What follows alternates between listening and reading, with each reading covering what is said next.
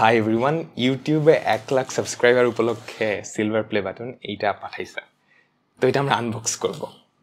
আমি জানি না এই ভিডিওটা আমি কখনো ইউটিউবে বা ফেসবুকে আপলোড দিব কিনা, বাট একটা মেমোরি হিসেবে রাখার জন্য জাস্ট রেকর্ড করতেছি। এক্সপিরিয়েন্স তো মানে first time YouTube silver play button unbox করার এক্সপিরিয়েন্স তো আর পাওয়া যাবে না, এই জন্য আর কি। ধরো বড় হয়ে গেলে হয়তো দেখবো। আচ্ছা ঠিক আছে, ছুরি নাই, পেন্সিল দিয়ে চালাই দিব।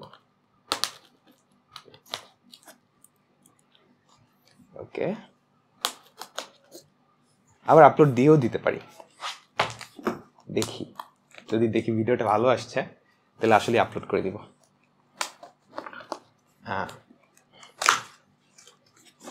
এই কতগুলো স্কচ টেপ, এই তো খুলে গেছে। তো এখানে একটা ফর্ম,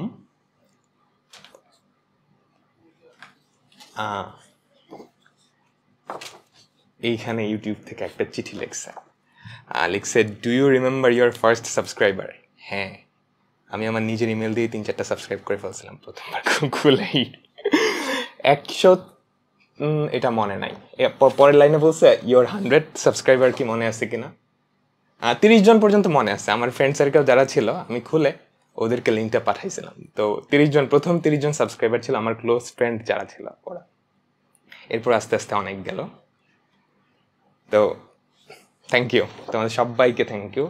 আর এই হচ্ছে সিলভার প্লে বাটনটা, এই হচ্ছে সেটা। আমি যদি একটু খুলে দেখাই, আচ্ছা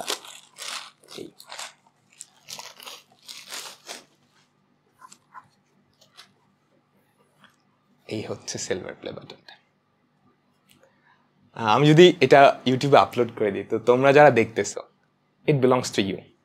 তোমাদের ছাড়া এটা আসলে কোনোদিনও সম্ভব হতো না। তোমরা যারা আমার স্টুডেন্ট আছো, এটা আসলে আমি তোমাদেরকে ডেডিকেট করতেছি। তো আর বেশি কথা বলতে ভালো লাগতেছে না ভাই, টাটা, গুড বাই। আচ্ছা, আরেকবার একটু দেখাই, কাছে এনে ফোকাসটা এদিকে দিয়ে দিই। এই তো।